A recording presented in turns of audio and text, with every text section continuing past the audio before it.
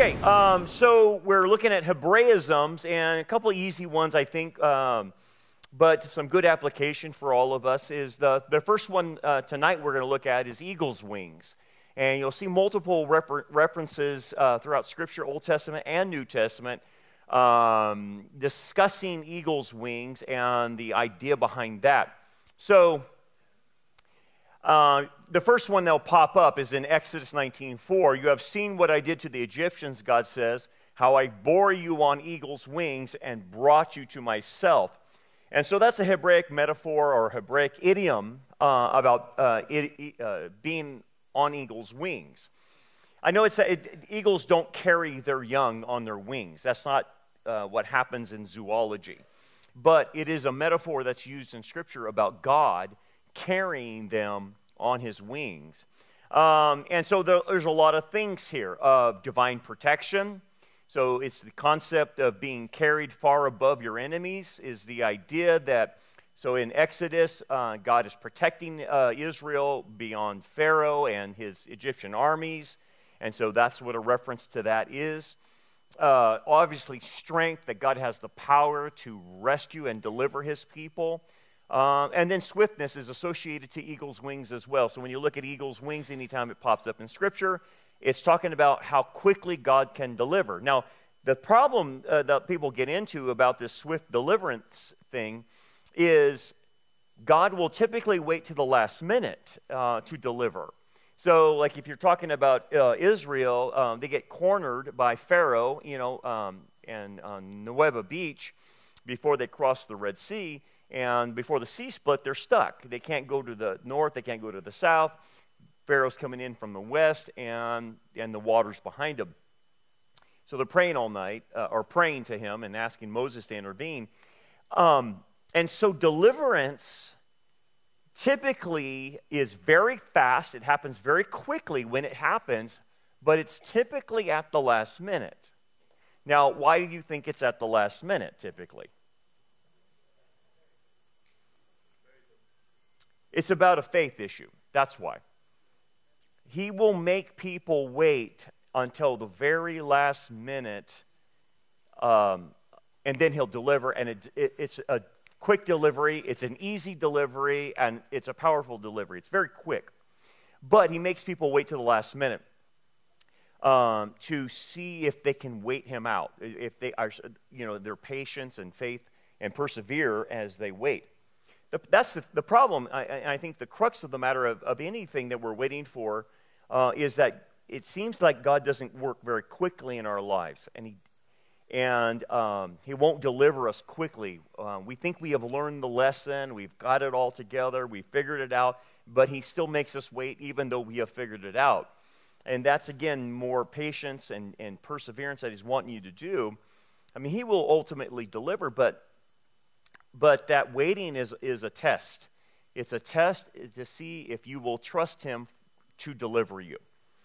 That's hard because the test might be a year, it might be 2 years, it might be 5 years, it might be 10 years, but He might make you wait. And in that process, He's wanting you to grow, and He's stretching you to grow. That's kind of what He's doing. That's why you'll see all these like last-minute rescues in the Bible, and it's because of that.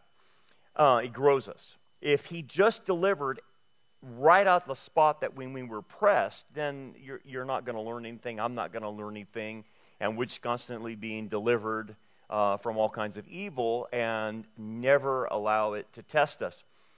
So you have to think about in terms, and it's not a very pleasant thing to do. And when you read this, a lot of times you have to put yourself in the shoes of the person that's waiting on the Lord, and how would you respond? Because if you and I were on Nueva Beach and you have Pharaoh bearing down on us and there's no route of escape and he's wanting to kill every one of us, that's a pretty anxiety-oriented place. It's a stressful place. Okay, so what tends to happen is if the person does not develop the ability to wait on God to deliver them, what happens instead is they start developing massive anxiety. massive worry, massive stress, and because they're not handling the waiting part biblically where you trust. So they don't trust, and that's why they switch over to anxiety and worry and really come apart at the seams. That's why we're seeing a lot of anxiety with a lot of people. It's the fragility of people that's causing a lot of the anxiety. So let me explain a little bit further, a little bit deeper. So when you study anxiety, or when you study stress, or when you study anything that disrupts a person, what we have found out now, medically speaking, is that there's a part in your brain that has to be developed. And that development, and I can't remember the name of it, it'll come to me, but the more trials and tribulations you experience, it actually makes you tougher. It actually makes you stronger. It actually makes you be able to handle more and more things. And it grows in your brain. There's a part in your brain that grows to meet the demand, so that when you're older, you can handle a lot more stress that comes your way. Now, again, here's the problem. You have to exercise that part of the brain, which means you have to voluntarily expose yourself to more anxiety types of situations and stressful situations and find out how to work through that. If you don't, and you simply avoid anything that brings stress to you or anxiety to you, that part of your brain actually shrinks, and then you can't handle anything. And that's why we're seeing some of the young people have this fragility. We call them snowflakes, right? Yeah. But and why, in the colleges they need puppies and a safe space, and you hear people, I need a safe space, which comes directly out of secular psychology. The reason is, barring, any medical, mental illness problems, the reason is people are like put in a bubble, and they're not exposed to hard life. They're not exposed to the consequences of their actions or anything like that. You see this with parents in schools. If any of you guys have ever been around the public school system, and you have been around the latest sets of parents that are going through raising kids, it's a puke fest. It really is. And again, I am doing a generality, but the generality is generally true. There are exceptions to the rule, no doubt about that, and we have good parents in here that are doing a good job. But more often than not, the kinds of parents that you're having come to the public school are sue happy, and they're suing for the wrong reasons. They're highly litigious. They sue at the drop of a hat if little Johnny, little Billy, little Susie doesn't have everything catered to her like a queen or a king should be. And I don't know where this came from. I guess it's narcissism. I don't know. But the parents are overbearing. They're more than helicopter parents. They're bulldozer parents. And they just bulldoze over people left and right. Okay. So if I'm raising my kid like that, and my parents will fight every battle that I have to fight because I didn't do my homework, right? And so my parents are going to make a challenge to the teacher for me not doing my homework. And who does that? These types of parents do. It's not fair or whatever. If the kid can't figure out the technology, which everyone in the classroom is using, then it's everyone else's fault other than the kids. And what it's creating is a generation of narcissism and people who do not have the ability to adapt to stressful situations. And all you have to do sometimes is go and watch some of these kids working right out of high school, and you see them working at like Starbucks or one of these fast food places, and they simply can't handle multitasking. Have you ever noticed that? They can't walk and chew gum at the same time. They also can't handle a stressful environment, man, and they just literally fall apart. They're every HR person's nightmare. And what's the problem? What's the problem is they have been insulated from problems all their life, where mom and dad have come to their rescue every drop of the hat. And they have never fought any of their own battles. They have never went through trials and tribulations. And so, you know, and you blame the schools, too, for this, too. Not just the parents. The schools cater to this safe space stuff that you can act like an idiot and we don't discipline you. You can act like you're a psychopath and we don't ever kick you out. And that has contributed to it as well, because there's no consequences for the person's actions. So you have both problems in the schools. And I am telling you, what I have watched develop in the last 10 years in our public schools is a recipe for disaster for the United States if this continues to happen in our public schools. We have the educational problem, there's no doubt about that, but then you have the parental problem, and it's out of control. It's absolutely out of control. No wonder if you have good teachers, a teacher is lasting about 5 years turnover rate in the public schools. Just can't take it. Can't take the administration, can't take the teaching environment, and can't take the kids and their parents. It's just out of control. Okay, so all that to point out a bigger issue, that part of the brain is not being exercised. So they become snowflakes. So compare that kind of mentality where a brain has not been exposed to a lot of tribulation, and then try to bring real tribulation to them. And guess how they respond? Just go back 5 years and you'll know how they respond. They'll do everything they can to avoid any pain, anything in their life, and they will do what the government tells them to do. That's what it proved. That's the great experiment of what it shows. Because they can't take too much. They're afraid. They're afraid of doing things. And so if something else comes down the pipe, they're just going to buckle right under the pressure to avoid pain, to avoid whatever, avoid being name-called, being shunned, or whatever, marginalized, whatever. So they're not working that. Okay, for us, then, that's an extreme example, but it's a real-world example of this part of the brain that's not being exercised. Well, when you see this, that God will deliver the person at the last minute, He is trying to develop this area in their life so they can take more. So the older they get, the more they can handle and cope with life's problems. Because everybody knows in this room, the older you get, the more problems you get. It doesn't become less, it becomes more, right? Okay, so what happens, let's just talk about us. Don't think about the outside world, because it's a nutcase out there, man. Okay, let's talk about us. On a personal level, I have to train myself to be able to cope with more as I move on. Otherwise, if I don't, I am going to be so anxiety-oriented, so worryful, so stressful, that I will literally come apart and probably end up dying early of a heart attack or some type of stress-related issue and disease that gets started because my central nervous system can't handle it. So you remember, you're a body-soul unity. So whatever you're allowing to go on in your soul is going to affect your body. And this is what starts happening to people. They start breaking down because they can't handle the problems. And, as you know, the problems get worse. You start having adult kids, it's not like having a 3-year-old.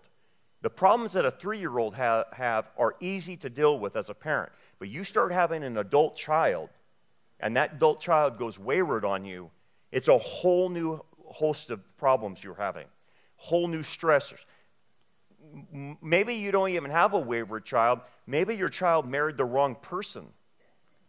That will bring in a whole host of stress, right? And so then at the same time, I'm handling all these stressors, and what starts happening to me? Because I can't handle the stress very well, my body then starts breaking down. So and especially if you internalize anything. If you internalize stuff, what will happen is you'll turn it on you, and it'll start affecting you. And here's the weird thing. You'll start getting sick all the time. And it's like, I don't understand why I'm getting sick. Yeah, because your immune system is run down. So this all this plays into why is waiting on God so important? It's because if you don't exercise this part of your spirituality, you will not be able to take more. And it will crush you. And that's what starts to happen to people. They just get crushed by life. And I can tell you what ends up happening. When you start getting older, you'll be crushed so bad, you'll want to become a recluse.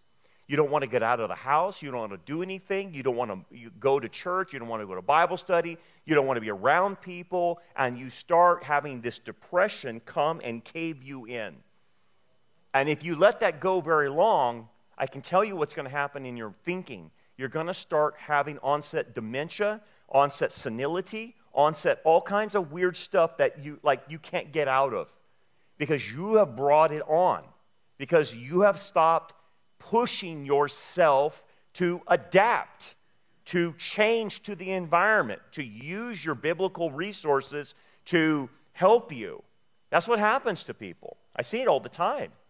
And so this whole thing of waiting on God, it's a big deal, man. It's a huge deal. Now, the thing about it is, if you do wait on God and it stretches that muscle inside of you, then you'll find out that deliverance happens. It happens very swiftly. It does come. It's very liberating because, like, if you wait and you're coping and finally God delivers, you'll feel freedom. You'll feel this freedom that I've always talked about, and that freedom is very liberating. Life makes you feel weighty. It makes the problems of life makes everything feel heavy, and so when you're liberated, you feel free of that burden anymore. But you'll only experience that if you wait on God to deliver. That's the only thing. You have to wait on Him to deliver. Now, you need to do your thing, no doubt about that. You're responsible, your coping mechanisms, all this other stuff. But that's what God's want. Now, this is relational aspect, too. So, he says to them, I brought you to myself. So I made you wait, I delivered you, but I brought you to myself. So that's the end game. So the purpose of waiting on the Lord is not only just liberation, but it's also liberation to a better relationship with God. Because why? Why is waiting on God to deliver you at His time better for you relationally? Because now you have learned how to trust Him. And so your relationship skyrockets because now you know how to trust Him. And you won't be impatient with Him or anything like that. You'll just, okay, I've been through this, I've done that. So that's why this whole Exodus 19 is a whole relational aspect. But here's the thing. If people don't wait on God, what do you think happens to the relationship? It doesn't get any better because they never learn how to trust and wait for Him. And so that's what He's probably having you do right now. He's making all of us wait on Him. And you're like, I'm tired of waiting. Well, I don't know what to tell you. I don't know what to tell you. I guess the other thing is, what other option do you have? Pitch a fit? Get cranky? Get bitter? Take your toys home and go home and I'm not going to play anymore? What other good options are available if you're not going to play the game? That's what, but a lot of people just choose not to. Well, I'm done. I'm done waiting. I'm going to take matters in my own hands and I'm going to do that. Okay, good luck. Good luck. Good luck with taking matters into your own hand when Pharaoh is bearing down on you because you have no power against Pharaoh. He'll destroy you. So check out the Song of Moses. So Moses encapsulates this. So this is before his death, right before they go into the Promised Land. And this is Deuteronomy 32. Deuteronomy 32 is a huge passage. But anyway, he says this in the Song of Moses. He found Jacob in the desert land and in the wasteland, howling wilderness. He encircled him and he instructed him. He kept him as the apple of his eye. That's why Israel's always called the apple of God's eye, right? As an eagle stirs up its nest, hovers over its young, spreading out its wings, taking them up, carrying them on its wings. So let's focus on this, what Moses is trying to say. So first of all, he's talking about Israel, Jacob, being the apple of God's eye. And what does God say He's done for them? He says, as an eagle stirs up its nest. What does that mean? So it's the concept of a mother eagle and it having, I don't know what an eagle's babies are. Are they called chicks or something? I don't. Eaglets, that's it, eaglets. There you go. So you have eaglets in the nest, and the idea of the eagle, the mother, stirring up its nest is pushing them out to fly. That's the idea. So at some point you have to get out of the nest. You have to fly on your own. You have to use your own wings. Now in this sense, it's God that's stirring them up to fly on their own to have a relationship with him. That's the idea. He doesn't want to just have you in the nest all the time, kind of like Israel being fed manna and water in the desert. And then again, hovers over its young is the idea that he oversees what's happening. He's stirring the nest, but he's overseeing what's happening in the nest as he's pushing the eaglets out. Okay? And then it says, spreading out its wings, taking them up. So again, it's the idea that they launch out and they fly themselves, right? And the wind will take them up. But at the same time, he's carrying them on its wings as well. So he's there flying with them is the concept. So he's the one who stirs them out of the nest. He wants them to get out on their own. It's basically them having their own faith. And then as they launch out, he's with them as they fly, as a mom would with its eaglets, learning how to fly. It's that concept. And Moses beautifully puts that in there to understand this idea of the eagle's wings. Okay. Then you move later on in biblical history and you go to Isaiah 40:31. And it's spelled out. But those who wait on the Lord, okay, this is a very famous passage, right? Shall renew their strength. So there's a promise now that if you do trust in the Lord and wait on him to deliver, and use the right coping mechanisms, you actually get strength supernaturally to be able to endure longer. So if people say, I just can't do it anymore, I can't do it anymore, you're not relying on God's strength, you're relying on your own. That's why you're saying that. I can't do this anymore. Yes, right. In your own power, you can't do this anymore. You're right. But in God's power, he's, look, you shall renew your strength if you wait on me, if you trust me for deliverance at the right time. And then he says, they shall mount up with wings like eagles. It's a kind of a weird translation. That's the best in English, but it's not really good. They shall mount up with wings like eagles. Let me phrase it better. It's the idea that when an eaglet gets out of its nest and he puts his wings out, or any eagle, I should say, all an eagle needs to do to fly many times is he needs to catch a draft, and all he has to do is spread out his wings. He doesn't have to really beat his wings like a hummingbird. His wings are so large, all he has to do is catch a draft, and it's easy for the eagle to rise. Does that make sense? Okay, so that's how the Hebrew is structured. They shall mount up with wings like eagles. It's what it's saying in Hebrew is, if you trust the Lord, and he will renew your strength, that the strength will come from him, and the idea of flying will just be easy because all you have to do is stick out your wings. So it's easy. That's what Isaiah is saying, is this whole concept of being delivered, if you wait on him, is easy. He will lift it up. You will just be lifted up by him, kind of like the draft lifts up the eagle's wings, and he doesn't even flap. He just holds his wings out. That's what the Hebrew is trying to say. They shall run and not be weary. They shall walk and not faint. So the concept is the contrast with people who trust in their own strength. It says young men will fall and become exhausted, and that's because people are relying on their own strength. So that's the contrast. So if you rely on him, he says, number one, I'll give you strength, and that strength will make it easy for you to do, to wait on him. If that makes sense? So, yes, we say a lot of times waiting on God is hard, but if you trust him on that wait, he does give you the strength to endure, tell the deliverance, and he will make it easy for you because that strength is coming from him, not you. If that makes sense. And that's how you put it all together.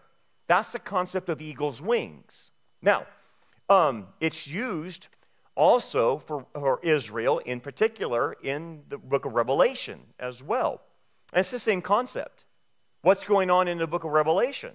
Well, the Antichrist has caused us, he's went berserk, as we all know he's going to, and he turns on Israel like a sheep-killing dog, right? We all know that.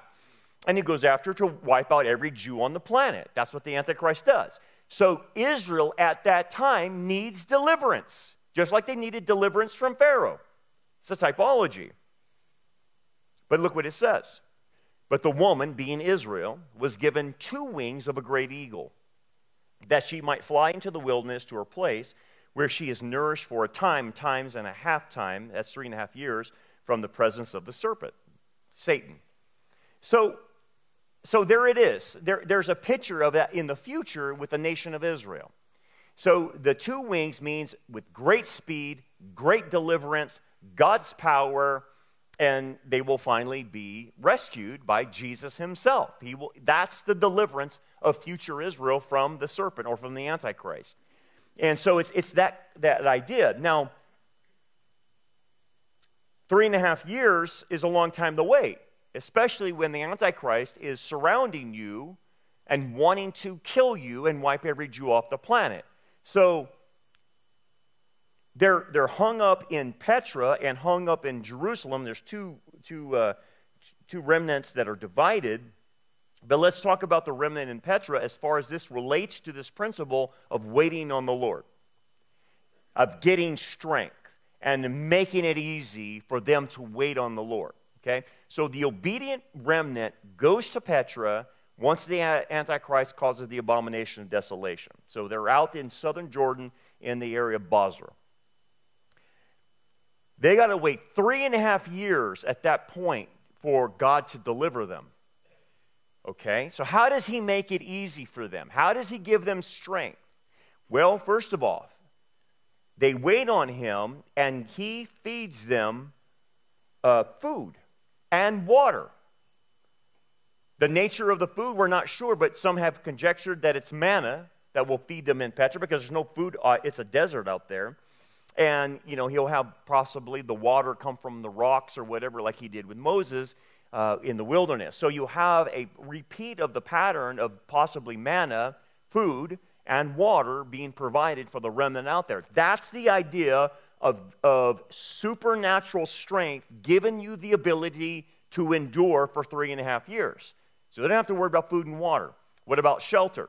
The shelter is already built in. It says that God has prepared this place for Israel. If you ever look at Petra, it is a city within caves. It's all built into the rock. Okay? So the concept is they will have a roof over their head of caves that protect them, but not just from the elements, but protect them from anything the Antichrist could do militarily against them. If you've ever seen how thick the rocks are, I think they go on forever. They're 12 stories high sometimes, these rocks. You're not getting to them if they're in those caves. That's what we've learned in Afghanistan. That's what we've learned in the Middle East, or the Far East, or Middle East, is you try to take out the Taliban, or you try to take out any terrorist group, Al-Qaeda, they hide in these caves in the Middle East, and you can't get to them. That's the problem. And so that's why Russia found that out, and we have found that out. It's very difficult to get people that are dug into caves like that. Okay, so that's the same thing with Israel. So God has already provided that. So there's another source of his strength. And then, even supernaturally, God says that when the Antichrist surrounds the location, that the earth opens up and consumes the armies of Antichrist. So there's another supernatural effect. So that's what's happening with them over there. They are practicing that. And they're living it out. Now, what about the group in Jerusalem? Well, they didn't obey, so they got a problem on their hands. They're going to be encircled in Jerusalem for the 3.5 years. But then they have to wait for Jesus to deliver them at the 3.5-year mark. No doubt about that. But they got a worse problem. So Zechariah says their women are being raped. There's house-to-house fighting for the next 3.5 years. But Zechariah chapter 12 mentions that God empowers the Israeli men to be able to fight with the supernatural strength of David. And so he gives them that power that goes beyond what they normally could do, and that power gives them the ability to fight off the Antichrist army for 3.5 years. So, as you can see, now they're not promised manna and they're not promised water or anything like that. They're in the city of Jerusalem, so things are different there. But that is what we're talking about. They are both waiting on the Lord, and He is helping them in both respects as they wait for the deliverance to happen 3.5 years later. That's what we're talking about. So, what do you mean? What does it mean for you personally? Well, personally, it means as you're waiting, you will see God do things for you. You will see supernatural things happen. And typically, the supernatural things you'll see is providence. You'll see God's hand in things. And things will happen that you didn't think would happen. And things happen to people, and they make decisions, and this happens, and that happens. And all these different variables start playing itself out to where you're seeing how you're being carried on the wings of God. But the problem is, the only way you can see that is if you wait. That's the only way you're going to see it. If you decide not to wait, you won't see the supernatural happen in front of you. And that's typically through divine providence. So that's what will happen. Like, you're waiting on something to happen, and this person does this, or they made a decision, and it's not even a problem anymore. And the problem just goes away because someone moved out of town, or they did this, or they got fired, or, it's not even an issue anymore, or something. They died, or something like that, And so now it's not even an issue. And so it's like, oh, okay, that's how He does it. Or, I don't know, provision, something like that. So anyway, that's the idea. Okay, let's move on to the next one. Taking the Lord's name in vain. A lot of people misunderstand what this passage means. They think it typically means not to use God's name as a cuss word, although that includes that, but that's not what taking the Lord's name in vain means. Obviously, Exodus, your 10 Commandments, we have 90 of the 10 Commandments in the law of the Messiah, so this commandment is still valid. Obviously, it's a universal command. Do not take the name of the Lord your God in vain, for the Lord will not hold him guiltless who takes his name in vain. We'll talk about that last phrase, about the guiltless who takes his name in vain. What is it? It's a Hebraic expression. It's a Hebrew idiom to take the Lord's name. It literally means to lift up or bear the name of the Lord falsely, worthlessly, or emptily. So the concept of nasa in Hebrew means to carry or bear, like bearing a standard or bearing a badge. And then in vain is lashav, falsehood, emptiness, frivolity, deceit, that type of thing. So what we have here, again, it's this. It's several things. It's misrepresenting God's character by invoking his name for false purposes. So like today, we'll see in the next hour, I got this false teacher guy. He claims to be talking for God. That's taking God's name in vain. It's false prophecy, manipulative oaths, like the Pharisees were doing, right? Hypocrisy. And that's the biggest thing. So you and I both know there's a group, there's a good portion of Christianity that are hypocrites. We know that. They are the cause of a lot of our problems. And again, we're not talking about everyone's living perfectly. I'm not saying that. We're not talking about Christians that are struggling and, hey, we make mistakes. I'm not talking about that. I am talking about flat-out hypocrites. They claim to be Christians, and they live a diametrically opposed lifestyle. I am not even challenging whether they're saved or not. I am just challenging that they are a hypocrite. And you've seen it many times with Christians. I'm not talking about a season of life. I'm talking about they claim to be Christians, they say they love God, and they do the exact opposite. Again, whether or not they fit into the category of a tare among the wheat, or if they're Laodicean, or if they're, carnal or worldly, I'm not talking about that.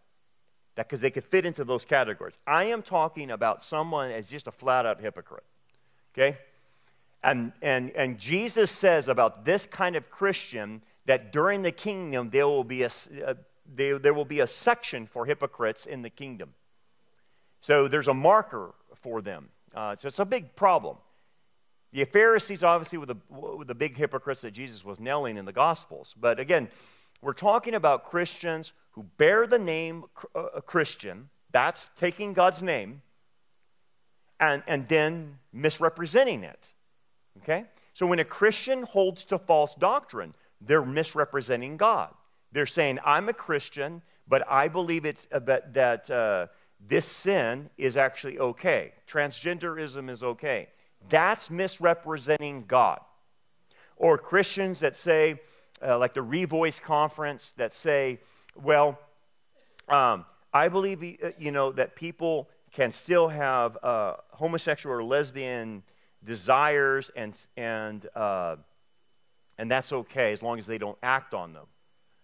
No, that's misrepresenting God, because Jesus got to the heart of the law and he says your desires are just as important as the outward.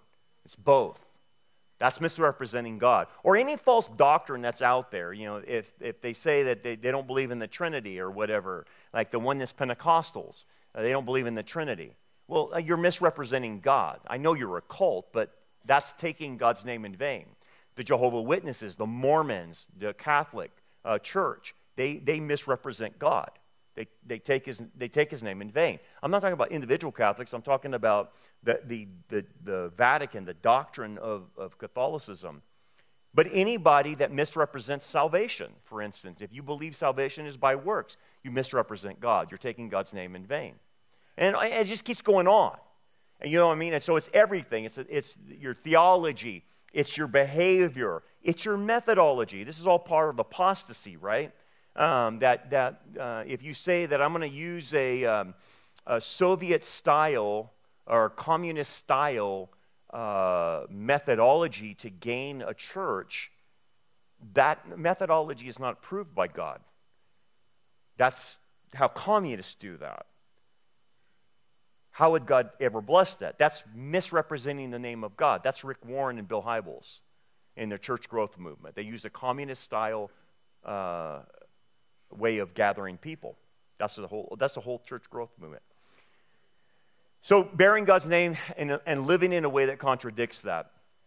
Furthermore, using God's name to justify lies, violence, and idolatry.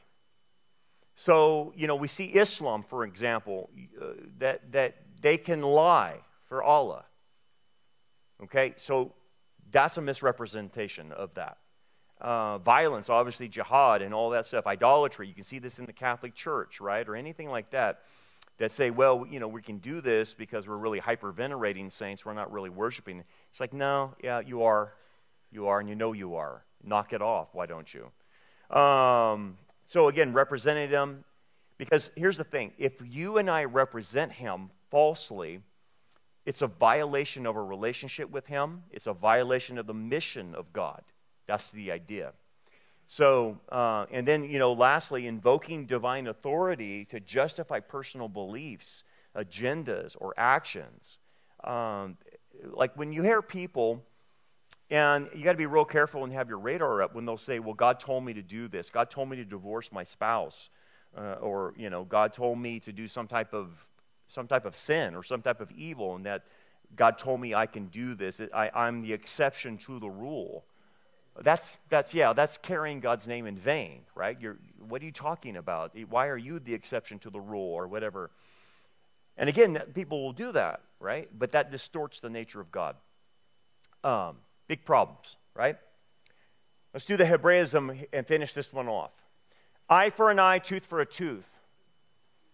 Exodus 21, 23 through 25. But if any harm follows, then you shall give life for life, eye for eye, tooth for tooth, hand for hand, foot for foot, burn for burn, wound for wound, stripe for stripe. Now, here's the thing. This is a Hebraism. It's an idiom. And unfortunately, the skeptics of the Bible use something like this all the time to come against the Bible and say, look how brutal that is. if you lose your eye, then your eye's got to be plucked out, and if you lose your hand needs to be cut off, and it's really, really brutal. And it's like, dude, that's not literally what it means.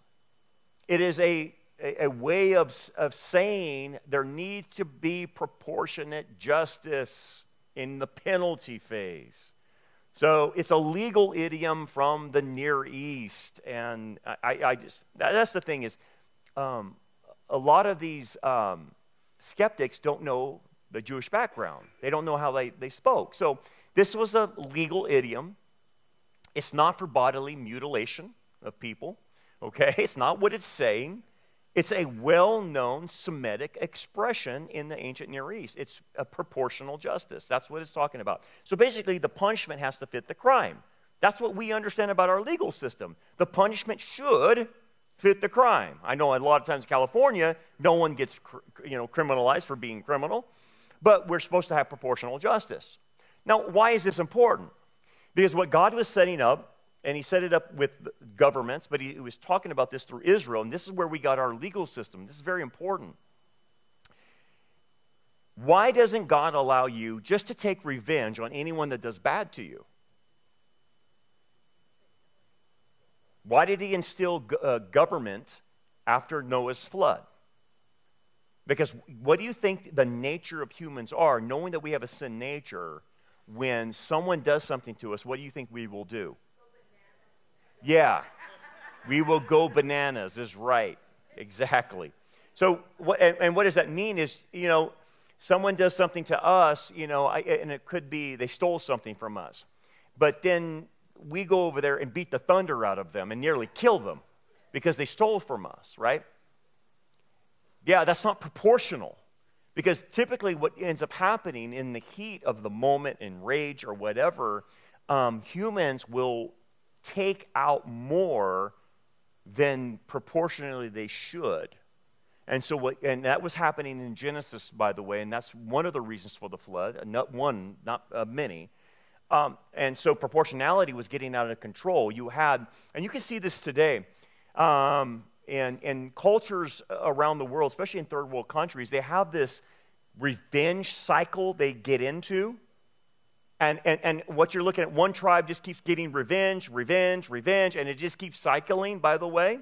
And that's what you see in most of the world until civilization hits and God brings in a government. And what is government supposed to do? It's supposed to bear the sword. And it means to bear the sword to protect the rights of the individuals, but to punish those who deserve to be punished. Where they can punish proportionally according to the crime. Now, that's all messed up now in America, as you know. People get off on bail and they don't ever serve their time and all that stuff. But that's the idea. And that came from the Jewish system and what God wanted out of the governments of the world. Because we will take too much out. And I get that, man. I get that. If you're driving and you get road rage, I want to take way more out on a truck driver in the third lane. What are you doing driving in the third lane? Why all of a sudden this truck driver? And by the way, tell me this. Why is the fast lane on the left? When I took my DMV test when I was 16, that's the fast lane. As we move interior to the road, it gets slower and slower. Why are now people driving slow in the fast lane and refuse to move? Does anyone see this, or am I going crazy? And I'm like, get out of the fast lane. Nuts. I could see myself going crazy. I'm honking at people. I'm shouting at people. And I'm telling these truck drivers, get over. You're not supposed to be in this lane. Why are they trucking down on a 4-lane on the third lane? I don't get it. I can't take it. And here's my beef. Where are the highway patrol when these guys are motoring 80 miles an hour with an 18-wheeler on the third lane? Where are they? Where are they? I'm just saying, because I always get pulled over. I'm always the one who gets pulled over for driving fast. I don't know.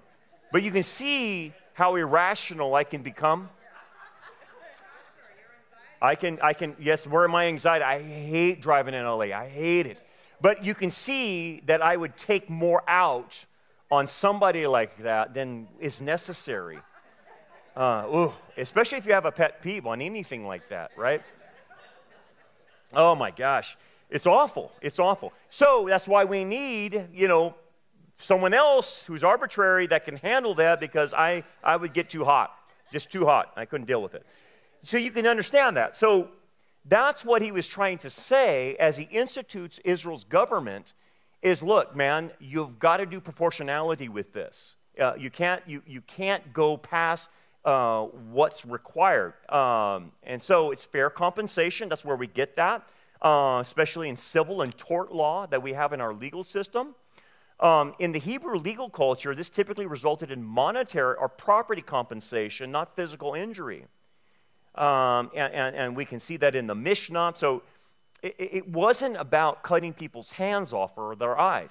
If someone did lose an eye, typically that was monetarily paid for damages and stuff like that. So what does that do? It prevents excess vengeance.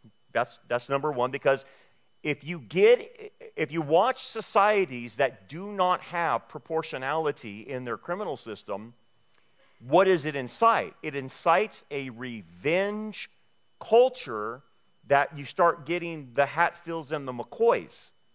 You know that old saying, they just keep cycling and hurting each other, and they get it. It's what you see in gangs. It's what you see in culture. And here's the thing. Eye for an eye, proportionality. What do you think happens to a civilization when there is no compensatory penalties for doing bad? What do you think people will start doing? They'll do what they do now. They'll continue to do things, evil, sin, crime. But then eventually the people in that society get fed up because it's not being enforced. No one's going to jail. No one's paying for what they do. And you'll start having the revenge cycle start up, and vigilantism pops up in your culture. That's what's happening right now to the legal problems in our country, is people are not paying for the crimes they're doing. And eventually, you keep doing that, you're going to get a culture. We already have a pre-Civil War mentality right now, to where people will start taking matters into their own hands. Remember in the Old West, what did they used to do in the cowboy days? They would hang them high. So what would come in? The sheriff put them in jail. Sheriff puts them in jail. Hey, no, guys, we gotta wait till the judge gets here. When's the judge getting here? Another month from now. We gotta hold them up. And so what would happen in the night? What's it called? A lynch mob would come. A posse would come. And the lynch mob would take them out of the jail, push the sheriff aside, hang him high, and that's it. And that's how the Old West was. You had a lot of vigilantism happening because justice wasn't quick. You didn't have, in some of these Western towns, you didn't have a court system. There couldn't be quick justice. So that's one of the issues, is you have to have a quick justice system. We have failed in that. There's no doubt about that. That's a problem. So swift justice, as you'll see from the Mosaic period, happened very quickly. And here's the thing. When it happens quickly, it's a deterrent. No doubt about that. Because like this bozo decided to do something that requires a death penalty, they drug him out in the front with the elders in front of the city, and they would stone the guy to death. Hey, man, when you see that, you're like, hey, man, no one's messing around here. There's no one sitting on death row, all their life or whatever, and die on death row. It didn't happen that way. You were executed. That's it. We're done. And people would like, oh my goodness. Yeah, that's called a deterrent. Capital punishment is a deterrent. Don't let any leftist tell you it's not. It is a deterrent. The problem is people don't fear it because it never happens hardly. So anyway, I know this is more than what you want to know, but this is really the basis for our legal system in America is the Mosaic Law. And eye for an eye is about that principle.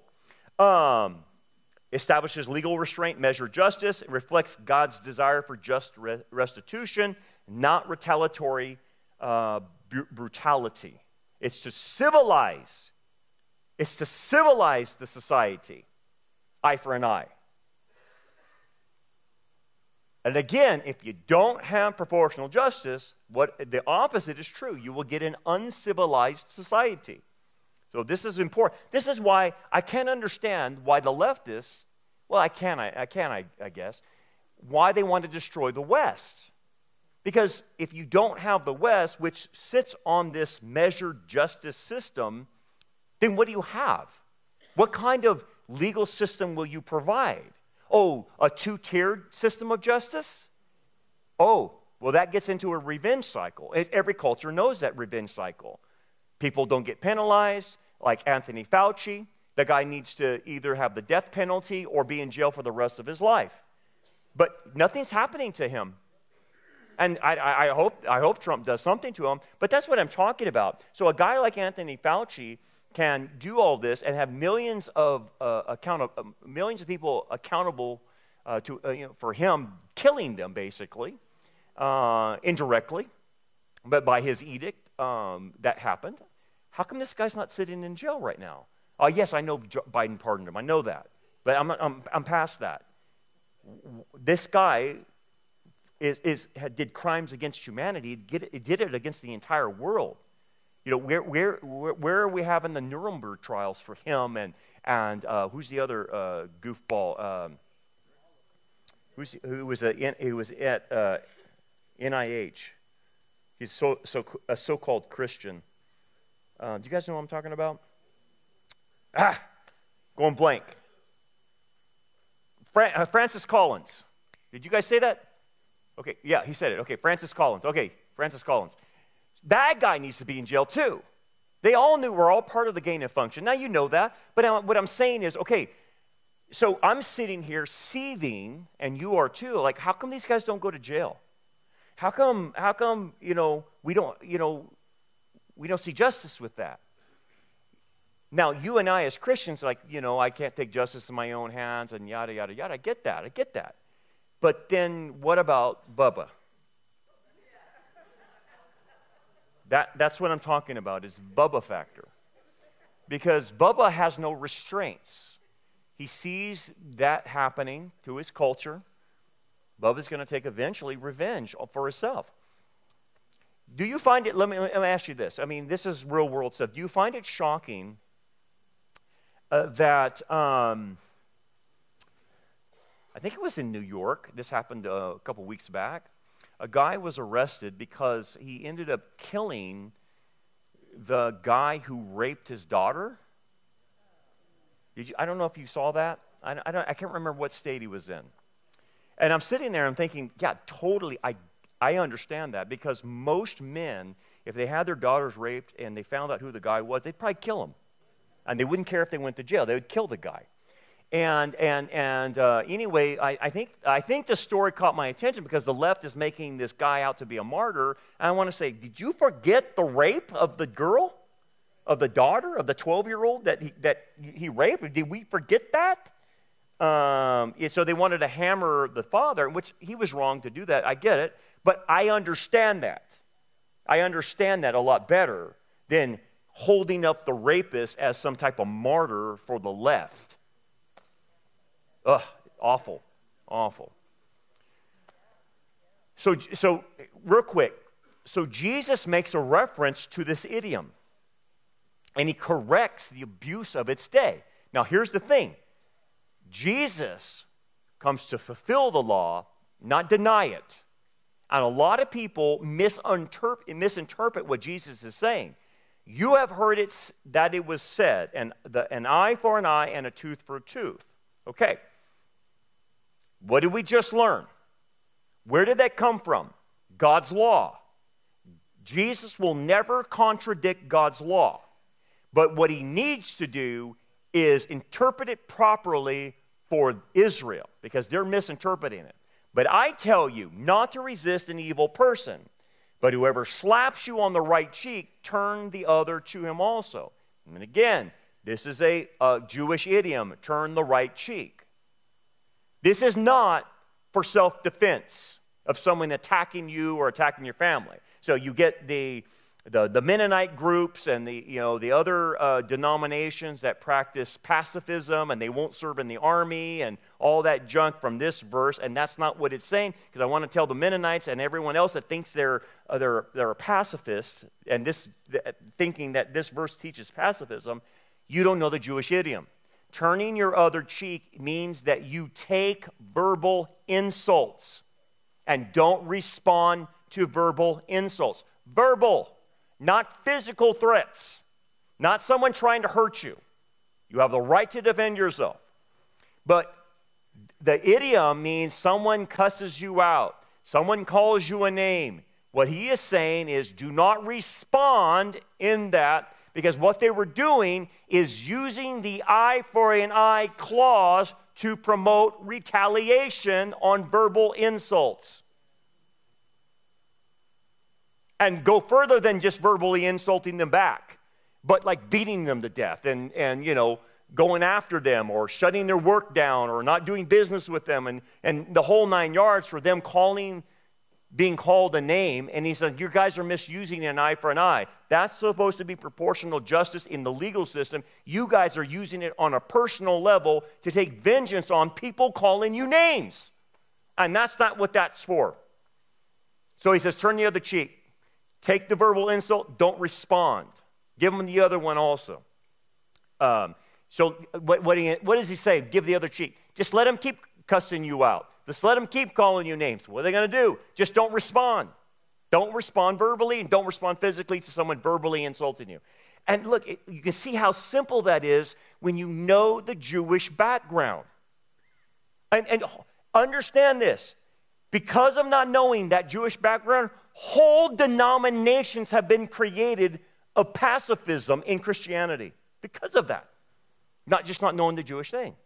That's the whole idea. There's churches in town that are pacifists. Did you know that? They're pacifists. But they think that means I'm not going to defend myself. Now, another guy, I'll give you another guy that's pretty well known is John Piper, and he's out of the ministry now. But John Piper, using the pacifism, said he would not even defend his family if an intruder came into his home. He wouldn't even use a gun, or he says it's not biblical to have a gun. I'm like, yeah, right. I can show you where it's biblical to have a gun. But what? What are you talking about? And the problem with a guy like that is he's misusing passages. He doesn't know the Hebrew background. And so he's promoting pacifism.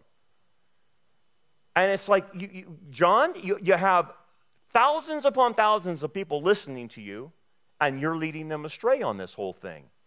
You're telling me, so what are you going to do? When he was pushed on that, what would you do if a person came in your house, wanted to rape your wife, kill your kids? What would you do? Well, I would trust the Lord. You're an idiot. You're an idiot if you think like that. That is so wrong to think like that in those terms. We are not pacifists. Why did he tell Peter to buy a sword? Sell all you have and buy a sword. Why did he tell him that? Because he was leaving them. They're going to need protection. While he was with them, he protected them. Nothing happened to them. But now, all hell is going to break loose on them because he's leaving. And they're going to be targeted because they can't target him because he's going to go into the ascension and leave. So they're going to target his followers. And he says, sell all you have and buy a sword. And they'll say, well, it says right in the text, Brandon, Peter goes, here's 2, Lord. He says, that is enough. And he said, right there, you're rebuking Peter. He's telling Peter he didn't understand him. That's not what he meant. That means that the person that said that doesn't know Roman law. Because according to Roman law, in the first century, in subjection, Israel being in subjection to Rome, you were allowed to carry 1 sword but not 2. If you carried 2, you were seen as an insurrectionist and a rebel, and they would put you down. You could carry 1 sword. That's where Peter got his sword. It says his sword to cut Malchus's head in half. Remember, where did Peter get the sword? He's carrying. That's where he got his sword. So I would like to tell John Piper, apparently you didn't read that passage, and you apparently don't know first century law under Rome. So the idea of having 2 swords, that's enough, Peter. You don't want to look like an insurrectionist. You don't want to look like you're a threat to the FBI. Don't do that. One's enough. You're fine. And so Peter carried it with him. And probably all of them did. That's how that's how they lived. So the idea of having your CCW is very biblical. And I hope you carry. That's biblical. And the Bible doesn't teach pacifism. It doesn't teach pacifism. It teaches just war. There are times for a just war. I'm not talking about the neocons that take us into war because they're supporting the military-industrial complex that Eisenhower talked about. I'm not talking about that. I'm talking there are reasons to go to war, like Israel going after Hamas. That's a just war. We need to wipe out Hamas. And I think another just war is dealing with Iran. Iran has to be dealt with. You have to have regime change or something has to happen in Iran. And again, the poor people of Iran are suffering under the mullahs, but those guys got to be out of there. They got to clean their clocks. But that would be a just war, okay, if that happens.